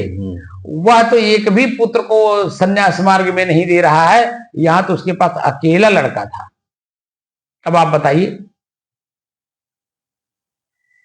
और वो कितना हिम्मती रही होगी, भीतर से मजबूती लिए हुए, और कह रही है कि हमारा पुत्र अगर साधु बन जाएगा। पूरे भरे समाज में बोली थी कि मेरा पुत्र वास्तव में अगर साधु बन जाएगा। उसमें तो पंचायत चल रहा था, वहां लंगोटी तो हमको मिली नहीं थी। भाई, जब तक हम फ्री होंगे नहीं किसी चीज से, गुरु के अनुकूल होंगे नहीं, उसके नियमानुसार मैं उस नियम में आऊंगा नहीं, तब तक हमें लंगोटी कैसे मिल जाएगा? उस समय में हमारी मां ने कहा था कि अगर मेरा बेटा वास्तव में साधु बन जाएगा तो मेरा कोई सर मांगेगा तो मैं काट के दे दूंगी। इतनी हिम्मत उसके अंदर में। सोचने वाली बात है।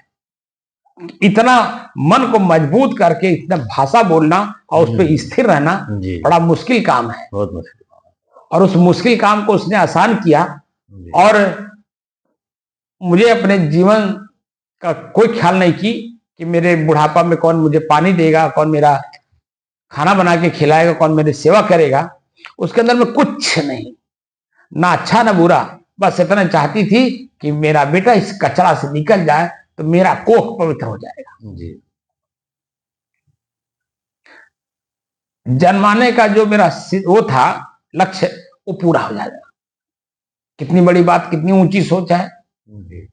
और उस सोच में स्थिर रहना, और सामाजिक, पारिवारिक, आर्थिक, शारीरिक, मानसिक हर तरह की जो झंझावात थी उसको सहन करना बड़ी मुश्किल काम है, नहीं है? अरे 3 साल वो कैसे गुजारी है वो तो वही जानी होगी। लेकिन मैं भी अपने जगह पे उसके भाव को लेकर के मैं दृढ़ था अपने आप में।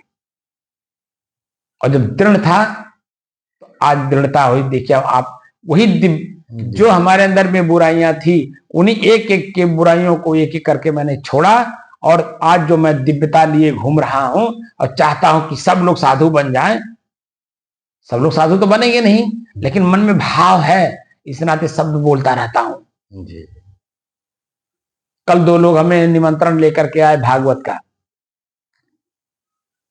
कि हमारे यहाँ भागवत बैठ रहा है, 24 को पूर्ण होती है और उसमें आपको आना है भंडारा में।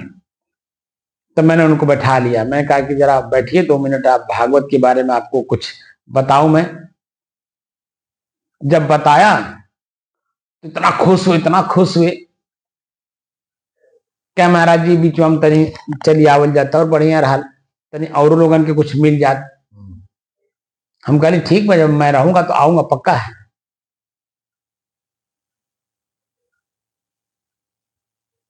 लेकिन भाई ये निर्द्वंद होकर के सुनने वाली चीज है। कोई द्वंद्व लेकर के मैं हिंदू हूं, मैं मुसलमान हूं, मैं यादव हूं, मैं ये हूं, मैं वो हूं, मैं ऐसा हूं, ये सब भाषा लेकर के मत सुनिएगा, क्योंकि यहां पर वो चीजें लागू नहीं होती हैं, क्योंकि मुझे अपने आप को जानना है जी। कथा और व्यथा दो चीजें हैं। जिसके अंदर में व्यथा होती है वही दूसरे की कथा सुनता है, और कथा खाली बैठा करके ही नहीं सुनाया जाता है। व्यथा, जैसे मान लीजिए हमारे पास रुपया नहीं है, एक रुपया भी नहीं है, हमें रुपया कमाना है, तो बिना धनवान के पास गए हम रुपया कमा पाएंगे? तो हम अपनी बात वहां कहेंगे, बाबू हो कोनो काम हो, देखिए वहां यही बोलेंगे, बाबू हो कोनो काम हो तो काम करा लेता तो निक रहा, कुछ मजदूरी मिल जाता हमें, हमारे जन सांझ के जो गरीबी में थोड़ा सा तो कुछ राहत मिलत। अब उसने कथा, आपने कथा कहा, आपने अपनी व्यथा कहा, व्यथा कहा, और उसने आपकी व्यथा को सुना और मन से सुना, ठीक, तो आपकी व्यथा को दूर करने के लिए उसने कथा किया, तो आपको काम दे दिया, आप इस काम को करो ताकि शाम को आपको जो मजदूरी है वो मिल जाए और आप अपनी कमजोरी दूर करो। फिर भी वो दे सकता है और फिर मांग भी सकता है, लेकिन नहीं, वह अपने गरीबी को दूर करना चाहता है। तो गरीबी कैसे दूर होती है? अपने शरीर का उपयोग करके। कोई भी व्यक्ति धनवान बना है, आज जो दिखाई दे रहे हैं, उन्होंने अपने शरीर का सदुपयोग किया है।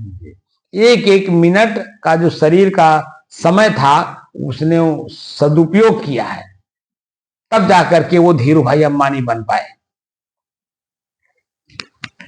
धीरू भाई अंबानी के बारे में जानते हैं कि नहीं जानते? आप बताए थे ना, कच्चा बंडी में घर से निकले थे, और शरीर छोड़ने से पहले उन्होंने इतना पैसा कमाया कि रिलायंस इंडस्ट्रीज खड़ा कर दिया। तो शुरू से लेकर के आखिर तक उनका जो अपना समय रहा उस शरीर का, उन्होंने सदुपयोग किया, तब ना इतना बड़ा भव्यता उन्होंने दिखाया। वही उनकी भव्यता है, वही दिव्यता है।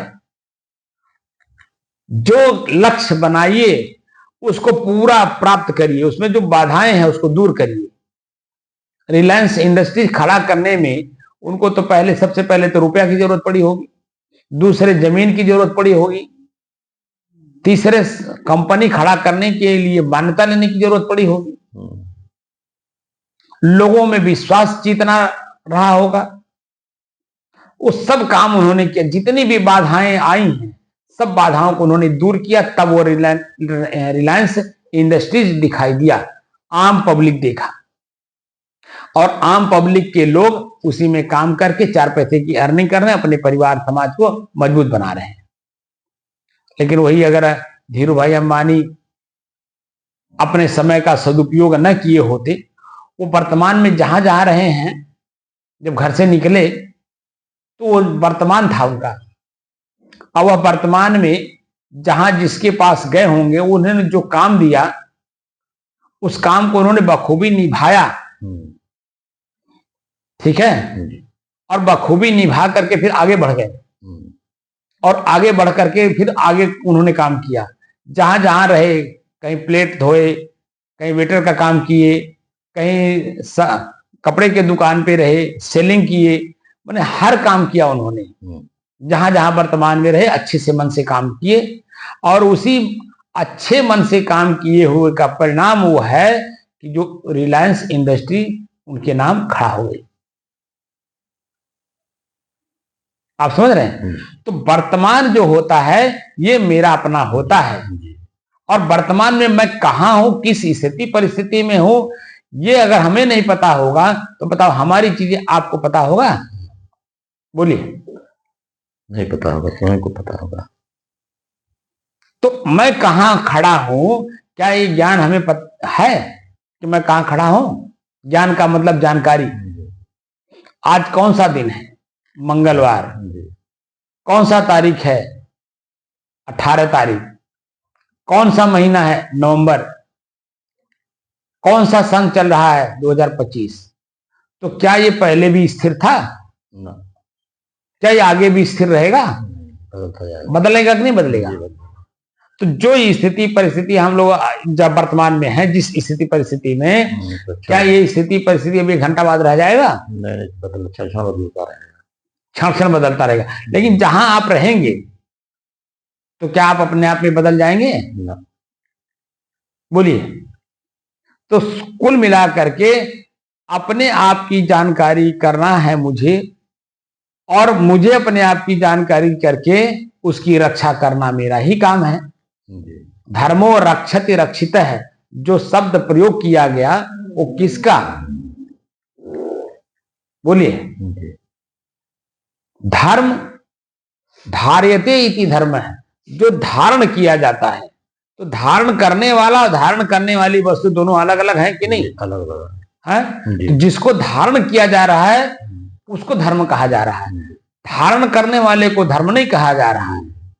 धारण किया जा रहा है तो मैं तो धर्म हूं नहीं, मैं तो धर्म से आगे हूं ना। तो मैं कौन हूं वही तो जानना है। लेकिन यह है कि धर्म मार्ग से गुजर करके ही आप अपने तक पहुंचेंगे। बिना धर्म मार्ग को अनुसरण किए ये कहिए कि मैं अपने आप का परिचय प्राप्त कर लूं तो नहीं कर पाऊंगा। तो धार्यते इति धर्म है, जो धारण किया जाए वो धर्म है। अब धर्म को जानना कि धर्म क्या है, तो धर्म को जानने के लिए धर्म के स्वभाव अर्थ को जानना होगा। और अर्थ में एक शब्द मिलता है स्वभाव। धर्म का अर्थ होता है स्वभाव। अब जैसे पानी का धर्म क्या है? ठंडा, शीतलता। अग्नि का धर्म क्या है? उष्णता और गर्मी। ठीक। इसी तरह से पांचों तत्वों का अपना धर्म क्या है वो जान लिए। लेकिन जो छठवां तत्व है निज तत्व, उसका धर्म क्या है? उसको जानने के लिए धर्म को जब जानेंगे तो धर्म का स्वभाव जो अर्थ हुआ, अब स्वभाव को जानेंगे। स्वभाव क्या है? कहते हैं ना फलाने का स्वभाव ऐसा है, आदत है नहीं। तो स्वभाव का मतलब वह स्वभाव, स्वयं का भाव। भाव माने कीमत, स्वयं की कीमत। अगर हमें समाज में स्वभाव में रहना, समाज के स्वभाव में रहना है तो समाज के क्रियाकलापों से अपने आप को मिलना जुलना उठना बैठना करना पड़ेगा जी, वहां मिलाना पड़ेगा। तो सामाजिक आप माने जाएंगे, ये वो फलाने बड़ा सामाजिक, तो ये उनका अपना धर्म है सामाजिकता का कि किसी के भी सुख दुख में वो पहुंच जाते हैं, वो सामाजिक हैं। समाज में सबको, समाज का मतलब क्या होता है? सम माने बराबर, आज माने वर्तमान। समाज शब्द को जब आप संधि विच्छेद करेंगे तो सम धन आज होता है समाज में। तो सम माने बराबर, आज माने वर्तमान। जो मैं हूं मेरे ही तरह सभी लोग हैं। जितने भी चलते फिरते जीव हैं, चींटी से लेकर के मनुष्य तक, सब मेरे समान है। सब मेरे समान है। सबको सुख दुख होता है, सबको पीड़ा दर्द आनंद सुख का अनुभूति होता है। तो उनके जो दुखी हैं उनको सुखी करने में ऐसे शब्द का प्रयोग करें। पहले तो वहां हम पहुंच जाएं सशरीर। तो सशरीर पहुंचेंगे तो उनको एक आत्मिक बल मिलेगा, मैं अकेला नहीं हूं, मेरे साथ कोई है, ये उसको एहसास होता है। और जब शब्द का प्रयोग होता है तो उसमें और मजबूती आ जाती है। नहीं भैया जो कह रहे हैं वो बिल्कुल सही कह रहे हैं, लेकिन वो कहना जब व्यवहार में उतरेगा कि वो ऐसा किए तब और मिलेगा, नहीं और मजबूती बढ़ जाती है एक दूसरे का संबंध। तब आदमी डट करके दूसरे समय में, उस समय में नहीं बोलेगा, दूसरे समय में उनके ऊपर जब कोई आपत्ति आती है तब वो दृढ़ता के साथ खड़ा होता है। नहीं भाई वो हमारे साथ बड़ा मजबूती के साथ खड़े थे, मैं जब विषम परिस्थिति में था तो हमारे साथ बहुत मजबूती के साथ खड़े थे, आज उनको जरूरत है तो मुझे वहां खड़ा होना है। ये उसके अंदर में मजबूती आती है क्योंकि उसने व्यवहार को देखा, तो दोनों एक हुए। और एक दूसरे के पूरक बन रहे हैं। आप समझ रहे हैं कि नहीं? अभी भी हो सकता है समझ में नहीं आई बात। तो वह समाज धर्म को धारण किया, जिसे सामाजिक हो गया। अब किसी ने क्रोध को धारण किया है, तो क्रोध अग्नि का रूप है, स्वयं जलेगा दूसरे को जलाएगा। तो वह क्रोध मतलब अग्नि धर्म को धारण कर लिया है, जो कि वह स्वयं अग्नि है नहीं, ना वो समाज का धर्म जो धारण किया वो भी नहीं है, वो स्वयं अपने आप में सबसे अलग है, कुछ नहीं वहां है। तो हमको किसको धारण करना है? हमको स्वयं को धारण करना है, स्वयं में, जिसको स्वरूप स्थिति मैंने शब्द दिया है ना। मेरा लक्ष्य क्या है? स्वरूप स्थिति। आपका लक्ष्य मोक्ष है, मेरा लक्ष्य क्या है? स्वरूप स्थिति, स्वरूप स्थिति। स्व को स्व में, रूप माने पदार्थ, स्वयं भी एक पदार्थ है, एक तत्व है। स्थिति, उसकी स्थिति क्या है, उसकी स्थिति परिस्थिति क्या है वर्तमान की, और उसकी वास्तविक स्थिति परिस्थिति क्या है, उसमें वर्तमान की स्थिति और उसकी अपनी स्थिति दोनों को एक कर देनी है। तब हम क्या होंगे? स्वरूप स्थिति में स्थित होंगे। अब मोह का नाश ही मोक्ष है। तो मोक्ष तब तक नहीं समझ में आएगा जब तक अपने शरीर का जो आसक्ति है स्वयं में हमें दृढ़ता पूर्वक महसूस ना हो कि मैं शरीर में होते हुए भी शरीर में नहीं हूं। तो ये जो दर्द, पीड़ा, गठिया वायु जो हमको असर डाल रहा है, दर्द महसूस करा रहा है व्यवहार में, वो नहीं कराएगा। तो हम अपने लक्ष्य पे काम करेंगे तो हमारे अंदर में क्या आएगी? चेतना रहेगी कि भले शरीर में दर्द हो, पीड़ा हो, लेकिन हमारा काम अभी बाधित है, हमको इस काम को करना है। जैसे मान लीजिए बेटी का विवाह बहुत महत्वपूर्ण समाज में काम होता है। जब तक बेटी का विवाह हो नहीं जाता है, माता और पिता को देखिए उनके अंदर में किस तरह की भावना रहती है। एकदम झुका रहेगा, सबके सामने झुका रहेगा ऐसा हाथ जोड़ के, क्योंकि उसको अपना काम करना है और चेतना में रहेगा। ठंडी गर्मी, भूख प्यास, मान अपमान, गरीबी अमीरी, सबके साथ उठपट करके काम करेगा कि ताकि हमारे बेटी का विवाह हो जाए, किसी तरह से हो जाए। बात समझ रहे हैं? तो यहां बेटी का विवाह क्या है? बेटी का विवाह है मेरा स्वयं का परिचय स्वयं में। सबसे बड़ा काम है, बेटी के विवाह से भी बड़ा काम है मुझे अपने आप का परिचय अपने आप में ही करना है। तो जो दर्द पीड़ा शरीर का है उसमें हम उलझेंगे। इसीलिए शुरुआती दौर में जो अभ्यास कराया जाता है कि अभ्यास करो बैठने का, ताकि जो मैं ये जानकारियां हो कि तक मैं जो बैठ रहा हूं, मैं और मेरे शरीर में जो चीज अब दिखाई देगा क्या यही मैं हूं? पलथी मार के बैठने में ही दिक्कत होती है। तो पलथी मार के बैठने में दिक्कत क्यों हो रही है? क्योंकि दर्द हो रहा है, क्योंकि दो पैर आपस में ऐसे नीचे ऊपर होकर के बैठना पड़ेगा।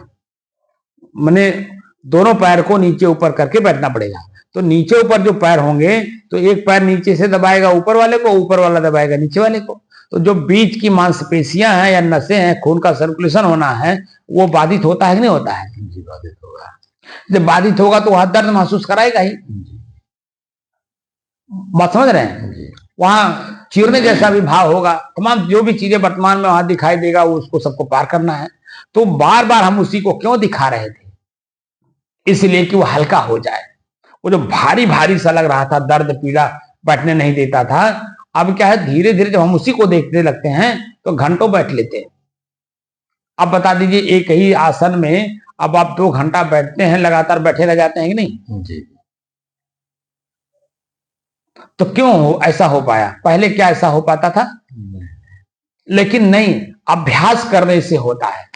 बार बार की क्रिया से उसकी जो आसक्ति होती है वो टूट जाती है और तब हम उस काम को बखूबी कर पाते हैं। तो जब शुरुआती दौर में पहली बात तो मन नहीं लगता था, भाई कहाँ ही हमारा काम रुको ही है, हमें खेत में बिया बोए बा, हमें दुकाने जाएगा, हमें यहाँ जाएगा, हमें वहां जाएगा, हमें इनसे मिलेगा, हमें उनके काम करेगा। ये जो मन में बातें लेकर के घूम रहे थे, वह बातें तो हमको बैठने नहीं देता था, सुनने तो देता नहीं था, बैठने की बात दूर की बात है।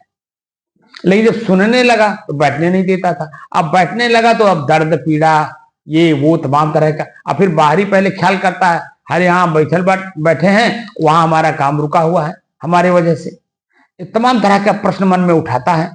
लेकिन सब प्रश्न जब हल करते करते करते करते हम धीरे धीरे आगे बढ़ रहे हैं, तो अब उन सब प्रश्नों का जो उत्तर है वो किसमें मिल रहा है? एकदम सुख और शांति में। दो शब्द लग रहा है, नहीं लग रहा? एकदम बिल्कुल सुख का अनुभव हो रहा है और मन में शांति है। मन में किसी प्रकार का कोई प्रश्न उठ रहा है, हमें घर भी जाना है, हमें अभी नहाना है, हमको अभी ब्रश करना है, हमको अभी टाइम से नाश्ता करना है, टाइम से हमें दवा खाना है, कोई मन में प्रश्न उठ रहा हो बताइए? तो ये सब मन से शांति हुई तब ना रुका हुआ है, तभी तो आप आराम से बैठे हुए हैं और अब चर्चा उसी पे चल रही है और मन सुन रहा है। अगर मन जरा सा भी ख्याल कर ले कि टाइम क्या बज रहा है, 7:45 बज गया और 7 ही बजे हमको यहां से जाना है और घर वाले हमारा इंतजार कर रहे होंगे, खाली ख्याल हो जाए अभी दिन में टाइम जैसे देखेंगे घड़ी को, अरे 7:45 बज गया, तो मन में जिज्ञासा जाग जाएगी, 8 बजे मुझे जाना है, अरे 15 मिनट का समय। अब वो जल्दबाजी में जो अच्छा काम होना है वो बुरा होना शुरू हो जाएगा। जल्दी जल्दी चलने लगेंगे, जल्दी जल्दी बोलने लगेंगे, जल्दी जल्दी करने लगेंगे, जल्दी जल्दी ब्रश करने लगेंगे। जब जल्दी जल्दी ब्रश करेंगे तो निश्चित है कि मुस्कुरा कट जाएगा या कहीं ना कहीं कुछ घटना घटा देगा, क्योंकि जल्दी जल्दी हो रहा है। तो चेतना में न रह करके बल्कि अचेत होकर के मन के अचेतन में जाकर के हम काम कर रहे हैं, तो उसी में गलतियां हो जाती हैं। तो क्या हम गलती करने के लिए साधना कर रहे हैं या गलतियों को सुधारने के लिए साधना कर रहे हैं? गलती सुधारने के लिए। तो गलती सुधरेगी, सुधर करके मैं क्या महसूस कर रहा हूं, क्या इस बात का हमें अंदाजा है? जी मालूम। तो जब मालूम है तो किस तरह का आप वर्तमान में आभास हो रहा है? सुख मालूम हो रहा, अच्छा मालूम हो रहा। कहने के लिए शब्द नहीं है वहां। जी। शरीर हल्का है, मन में कोई द्वंद नहीं है, बिल्कुल ना भूख का ज्ञान है, ना उठने बैठने बोलने चालने खाने कोई चीज का ख्याल नहीं है, तब कोई भारीपन महसूस नहीं हो रहा है। जी। तो दृष्टा दृश्य के अभ्यास में पहले की अपेक्षा हम कितना अपने आप को बेहतर मान रहे हैं? काफी बेहतर मान रहे हैं। वो जो बेहतर स्थिति महसूस कर रहे हैं वही हमारी आत्मिक दिव्यता है। जी। आप समझ रहे हैं? जो हम महसूस कर रहे हैं उसी को शब्द वहां बताया गया कि आत्मिक उन्नति करके हम दिव्यता का अनुभव कर रहे हैं। बात समझ रहे हैं? लेकिन ये दिव्यता अभी भी अधूरा है, महसूस कर रहे हैं। जो चीजें पहले याद करके ख्याल करके काम करके मैं भारी महसूस कर रहा था, मन में डर महसूस होता था, अब डर नहीं रह गया। जब डर नहीं तो निर्भीकता का अनुभव हो रहा नहीं हो रहा? तो जो गीता में भगवान कृष्ण ने संस्कृत में कहा कि अभयम सत्व संशुद्धि, निर्भय रहना, तो निर्भय हम कब रहेंगे? सत्व संशुद्धि। सत्व माने हृदय, हृदय यानी मन। मन पवित्र है तब हम निर्भयता का अनुभव कर रहे हैं। और क्या कह रहे हैं? अभयम सत्व संशुद्धि। आगे कह रहे हैं ज्ञान योग व्यवस्थिति। ज्ञान यानी जानकारी, योग व्यवस्थिति यानी जानकारी को हम उस जानकारी के अनुकूल अपने आप को जोड़ करके ज्ञान योग व्यवस्थित सुव्यवस्थित ढंग से उसको प्रयोग कर रहे हैं ताकि मैं अपने आप से जुड़ सकूं। योग मतलब जुड़ना होता है, हम अपने आप से जुड़ना चाहते हैं। तो जुड़ रहे हैं कि नहीं जुड़ रहे हैं? क्योंकि अब बुराई हमसे दूर हो रही है और वो बुराई महसूस भी हो रही है कि मेरे से अलग है, क्योंकि दृष्टा दृश्य का अभ्यास कर रहे हैं। तो अच्छाई भी मेरे से अलग है और बुराई भी मेरे से अलग है। ये महसूस हो रहा है कि नहीं हो रहा है? अब यही जो दिव्यता है धीरे धीरे धीरे धीरे आपको अपने ओर ले जा करके स्थित करने में कामयाबी दिलाएगा। अब ये कामयाबी कितने दिन में आप और कर ले जाएंगे ये आपके ऊपर निर्भर करता है। जितना ही संसार के ख्यालों से अपने ख्याल को हटाएंगे, शांत चित्त रहने का अभ्यास करेंगे, घंटों कई घंटों 24 घंटे, एक दिन, 2 दिन, 4 दिन, 6 दिन, 10 दिन, मतलब महीनों दिन ऐसे बैठे रहने का अभ्यास करेंगे तो जो आसक्तियां पहले की हैं वो टूटती जाएंगी और मैं जो स्थिर हूं वह स्थिरता हमारी बनती चली जाएगी और शरीर छूटते समय मैं अलग रह जाऊंगा, शरीर प्रकृति में मिलकर चली जाएगी। मैं न कहीं जन्म लूंगा, न कहीं मरण होगा मेरा, न कहीं सुख का अनुभव करूंगा, न कहीं दुख का अनुभव करूंगा। मैं जैसा हूं वैसे ही बन करके रह जाऊंगा। लेकिन इतना गूढ़ विषय अभी समझ में नहीं आएगा। जब शुरुआती दौर में जब मैं श्वास को देखने की बात करता था, मोटा मोटा बात, तब तो जन्म वो बातें कितना मन में प्रश्न उठाता था, ये क्या बोल रहे हैं, कहां से बोल रहे हैं, कौन से ग्रंथ से बोल रहे हैं, ये कौन सा एक नया ज्ञान लेकर के आ गए हैं। कहीं कुछ नया लेकर के नहीं आया हूं, वो आपके साथ घटना रोज घट रही है। आप अपने पास, आपके पास दिव्य दृष्टि नहीं जो उसको देख सके। मैं दिव्य दृष्टि दे रहा हूं जो ऋषियों ने मुझे दिया है, और उसी दिव्य दृष्टि से आप अपने ही अच्छाई बुराई को देखो और देख करके अपने को उससे अलग करो। जब तक आप अलग करेंगे नहीं तब तक अपने अकेलेपन का एहसास कैसे होगा, और जब तक अकेलेपन का एहसास होगा नहीं तब तक मैं स्थिर हूं, शांत हूं, शुद्ध हूं, एक रस हूं, ये खाली कह देने मात्र से तो नहीं हो जाएगा। मैं तो कह दिया, लेकिन क्या ऐसा अनुभव होगा? जब अनुभव होने लगेगा ना तो शब्द अपने आप गायब हो जाएंगे, वो स्थिति बन जाएगी। शब्द वहां कब उस शब्द के स्थिति में हम आ गए हमको पता भी नहीं चलेगा, और शब्द मुंह से निकलेगा ही नहीं, वो स्थिति बनती है। वो तो समझने और समझाने के लिए शब्द बोला जाता है, लेकिन जब शब्द में स्थित हो जाया जाता तो शब्द मौन हो जाता है, वह एक वाक्य भी नहीं निकलता है, क्योंकि उसी में आसीत हो गए। आसीत मतलब स्थित हो गए।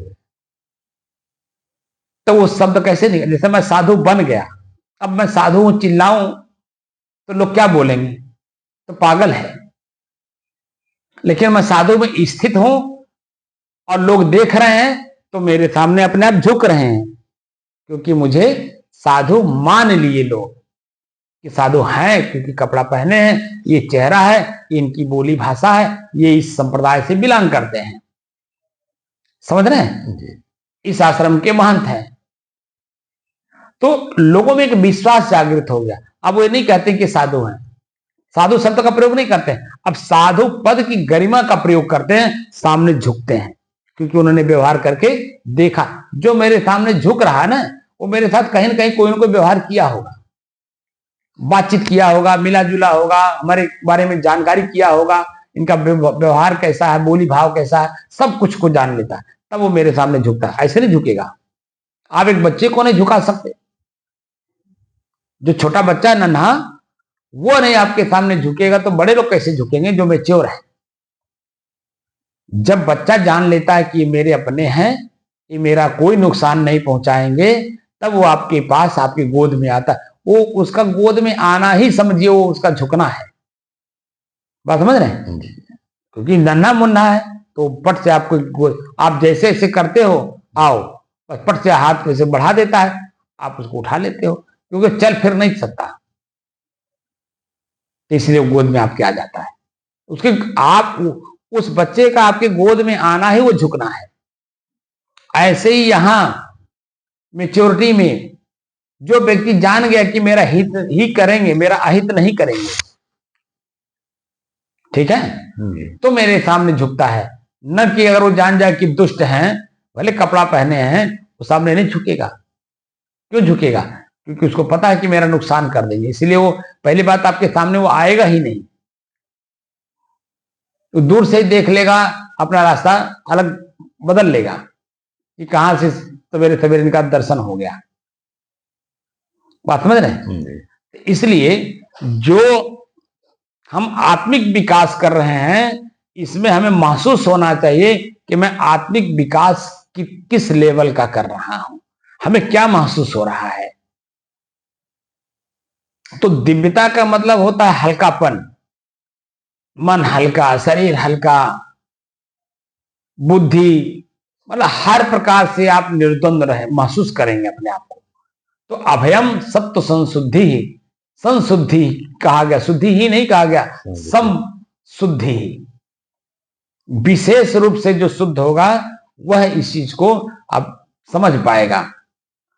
और इसीलिए पहले ज्ञान योग व्यवस्थिति, ज्ञान को योग के द्वारा सुव्यवस्थित ढंग से, या योग को ज्ञान के द्वारा, या ज्ञान को योग के द्वारा, दोनों के पूरक हैं। अब हम किसका प्रयोग कहां कर रहे हैं ये हमें एहसास होना चाहिए, किसका प्रयोग कर रहे हैं। तो प्रयोगकर्ता और प्रयोग करने वाली वस्तु दोनों ही अपने आप में अलग अलग हैं। ये महसूस अंत में जाके होता, जितना ही बाहरी लक्ष्य हमारा मन भूलता है उतने आंतरिक चीजों को पकड़ता है, देखता है, जानता है, समझता है और क्रिया करके उसको आभास भी करता है, महसूस भी करता है। समझ में बात आ रही कि नहीं? एक एक दिन में मैंने कौन कौन सी बात बताई, बहुत सी ऐसी बातें बताई, लेकिन वो पहली बार लगता है सुनते सुनते, क्योंकि ये नई नई चीजें कहां से लाकर हमको दे रहे हैं। क्या ये धर्म मार्ग में, क्या ये तो कबीर पंथी हैं, कबीर की बातें बोलेंगे, ये तो वैष्णव है नहीं, ये तो ऐसा बोल रहे हैं, तो ऐसा बोल रहे हैं, ये तो राम के बारे में कुछ कह ही नहीं रहे हैं। जो कि वही राम भी भजन किए हैं शिव का, और शिव किए हैं राम का भजन, और दोनों का भजन कर रहे हैं। अब आप बताइए, तो कौन से शिव का राम ने भजन किया और कौन से शिव ने राम का भजन किया? तो दोनों का जब एक रूपता देखेंगे ना, तो वही भव्यता दिव्यता अंदर में दिखाई देता है। जो राम ने शिव का भजन किया और जो शिव ने राम का भजन किया, दोनों एक ही हैं। शिव का मतलब होता है मंगल, मंगल मतलब होता है मन की प्रसन्नता, आनंद की अनुभूति, ठीक है। और राम के बारे में मैंने बताया ही था, रम और घम दो धातु से बना है राम शब्द। रम माने रमण करना, घम माने आकाश। आकाश की तरह जिसकी बुद्धि दिल दिमाग हो, सब मेरे हैं।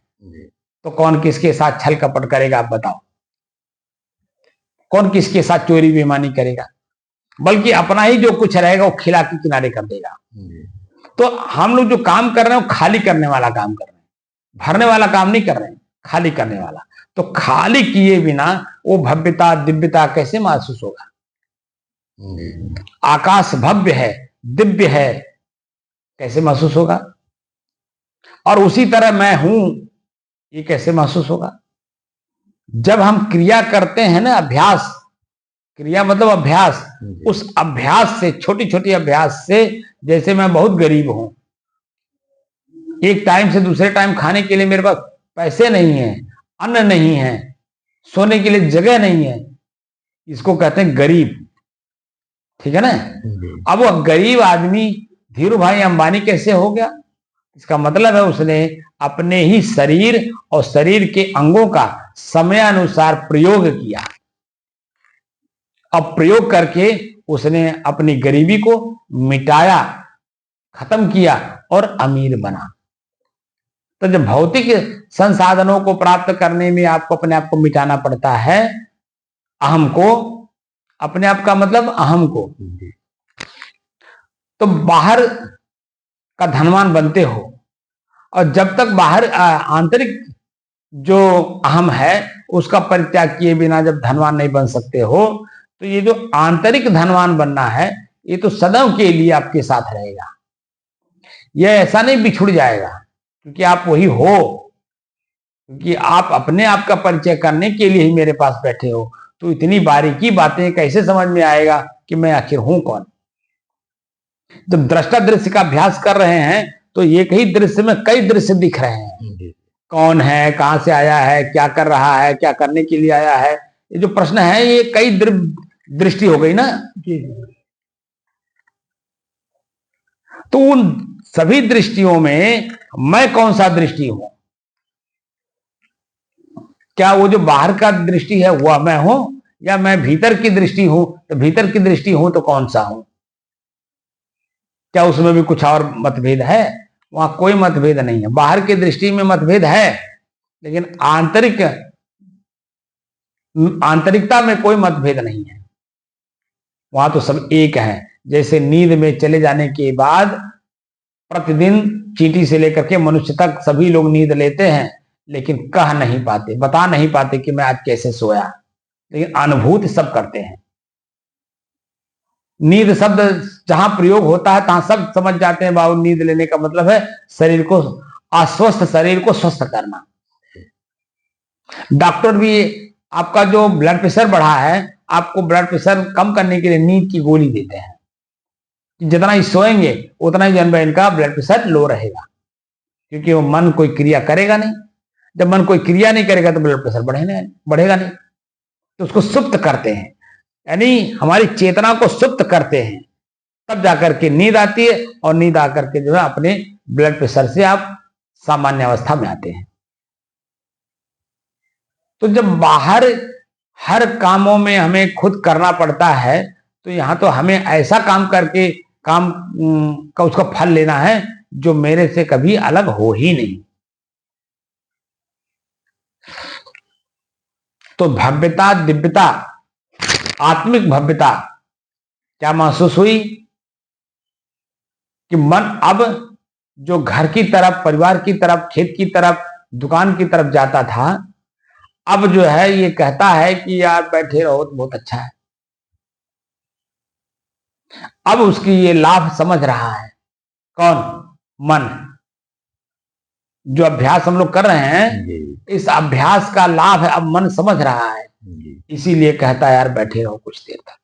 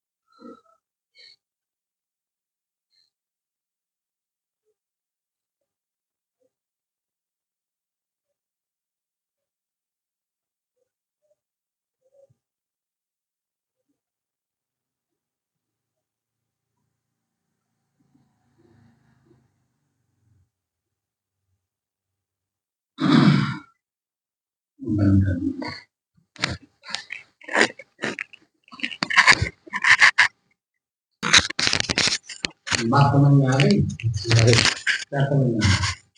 शांति में बैठे रहे। नहीं, शांति में बैठे रहे, शांति वाला काम करेंगे तब ना शांति से बैठे रहेंगे। शांति वाला काम ही नहीं करेंगे तो मन पहले तो भटकाया ही है और अभी भी भटका ही रहा है, और अभी भी अगर ना समझ में आए तो कैसे काम चलेगा? क्या मोक्ष कुछ समझ में आ रहा है? मोक्ष किसको कहते हैं? मोक्ष समझ में आ रहा, मोक्ष किसको कहते हैं? जो मोक्ष से बिगड़ा है उसको सीधा करना है। जो मोक्ष से बिगड़ा दिए हैं उसी को सीधा कर देना, मोक्ष हो जाएगा। नहीं, मोक्ष समझ में आ रहा है नहीं? मोक्ष क्या सीधा कर देंगे? सीधा जब करेंगे तब ना सीधा समझ में आएगा।